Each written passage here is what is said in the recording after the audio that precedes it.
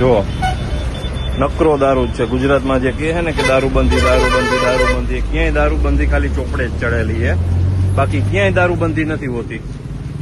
બધે જ્યાં જોવો ત્યાં ખુલ્લે આમ દારૂ મળે છે. અત્યારે તમારી નજર સામે જોવો, હજી આ તો એક જ બાચકું ખાલી કર્યું છે, આવા હજી 4 બાચકા બીજા છે કે જે નકરો દારૂ ભરેલો છે. આ તમે જોઈ શકો છે. 5-5 લીટર અહીંયા 5-5 ગણો તો 1 2 3 4 5 6 7 8 9 10 એટલે